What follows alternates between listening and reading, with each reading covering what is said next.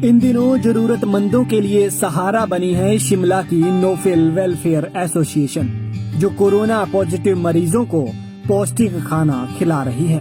इसके अलावा संस्था जिला में कहीं पर भी आपदा के समय इस मशीन का सहारा लेगी और रोटी तैयार कर प्रभावितों तक पहुंचाएगी। शिमला में पत्रकार वार्ता के दौरान संस्था के अध्यक्ष गुरमीत सिंह ने कहा कि 10 दिसंबर से पहले यह मशीन स्थापित की जाएगी। रिपन या आईजीएमसी में यह मशीन लगेगी। अस्पताल प्रबंधन से संस्था की बात चल रही है। उन्होंने कहा कि नोफल संस्था द्वारा 2013 से पहली बार आईजीएमसी में निशुल्क लंगर शुरू किया गया था। 1980 से पीजीआई में चल रही लंगर सेवा को आगे चलाया और प्रदेश के कोने कोने तक जरूरतमंदों को राशन पहुंचाया। लॉकडाउन से पहले तक मरीजों के साथ सभी त्योहार तक मनाए, मूलभूत सेवाएं भी शुरू की, जिसकी सराहना पूरे हिमाचल में हो रही है। इनका कहना है कि शिमला में महिलाओं को आत्मनिर्भर बनाने के लिए भी नोफल संस्था द्वारा सहयोग किया गया। ऐसी महिलाएं जो सिलाई का काम जानती हैं लेकिन मशीन के लिए पैसे नहीं थे, उनके लिए महिला दिवस पर 21 चुनी गई महिलाओं को सिलाई मशीनें वितरित की गयी। संस्था का कहना है कि आगे भी महिलाओं को इस तरह का सहयोग दिया जाएगा। आपको बता दें कि 2015 से अब तक 300 से अधिक शादियां भी ये संस्था करवा चुकी है। इसके साथ ही कोरोना काल में रिज के घोड़ा संचालकों के लिए भी ये संस्था सहारा बनी है। रिज पर स्थित घोड़ा संचालक लॉकडाउन के दौरान बेरोजगार हो गए थे। घोड़ों को चारे तक के पैसे इन घोड़ा संचालकों के पास नहीं थे। ऐसे में संस्था ने 17 घोड़ा मालिक समेत उनके परिवार को गोद ले लिया। खाने से लेकर कपड़े तक का सारा जिम्मा उठाया। घोड़ों के लिए चारे की व्यवस्था भी की गई। इसके अलावा आगजनी से बेघर हुए पीड़ित परिवारों को मकान बनाने में मदद भी कर रहे हैं। मेरा नाम गुरमीत सिंह है।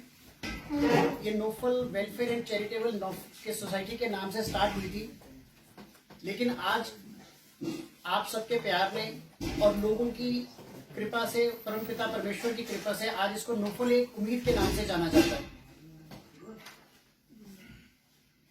थोड़ा सा मैं आप लोगों के साथ गुरु नानक देव पाशु थे। उन्होंने 12 साल की उम्र में लंगर का आयोजन स्टार्ट किया था और केवल 20 रुपए से किया था। अपने पिता द्वारा जब उनको 20 रुपए दिए गए और कहा कि आप इसके लिए कोई सच्चा सौदा करो, तो उन्होंने इस 20 रुपए से लंगर प्रथा को अपने पिताजी को बोला कि मैंने एक सच्चा सौदा किया है। नोफल का मतलब है ब्लेसिंग्स एंड डोनेशन, कि हम अच्छा कार्य करते रहें, जरूरतमंदों की जरूरतों को पूरा कर सकें, जहां तक जितना भी हो सके प्रयासरत रहें कि हम जरूरतमंद को कभी खाली ना भेजें। अपने पास से भी दसवंत निकालते थे और दसवंत को निकालते निकालते आज मैं आप लोगों के सामने बैठा हूं। 2000 जी गुरमीत जी, कितना टाइम आपकी संस्था को कार्यरत हो गया है करते हुए, और नेक्स्ट क्या प्लानिंग है और किस तरह से आगे बढ़ेंगे? अगर मैं संस्था की बात करूं तो शिमला के अंदर संस्था को काम करते हुए 1.5 साल हो गया है पूरा।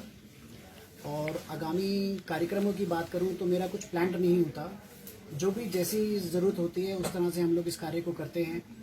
हमने शिमला में सिर्फ लंगर सेवा से स्टार्ट किया था, बट जैसे जैसे कार्य हमारे पास आते गए, जैसे आग का आया, बच्चों के अडॉप्शन का आया, परिवारों को राशन का आया, घोड़े अडॉप्शन की बात आई, तो हमने वो सब कार्य किए। इवन हमने इसमें एक नई सेवा स्टार्ट करी, जैसे कि कोरोना काल की वजह से, कोरोना की वजह से किसी फैमिली में डेथ हो जाती है और वो चूल्हा जलाने के लिए नहीं कर पाते हैं, लोग हिचकते हैं उनको घर जाने से, तो हमने ऐसे परिवारों को भी खाना यहाँ से बना के लंगर से दिया है। तो हमारा सेवा का कुछ फिक्स नहीं है, सिर्फ एक ही है कि सेवा करनी है, निस्वार्थ करनी है और निस्वार्थ भाव से करनी है और सबके सहयोग से करनी है। राजनीति में भी उतरने का है ख्याल? बिल्कुल भी नहीं, राजनीति में उतरने का मेरा कोई ख्याल नहीं है। बल्कि मैं आपको बता देता हूँ कि मैं पहले राजनीति में था और जब से मैंने सेवा का कार्य हिमाचल में शुरू किया है तब से मैंने राजनीति का कोई भी काम नहीं किया है। पंजाब केसरी के लिए शिमला से योगराज शर्मा की रिपोर्ट।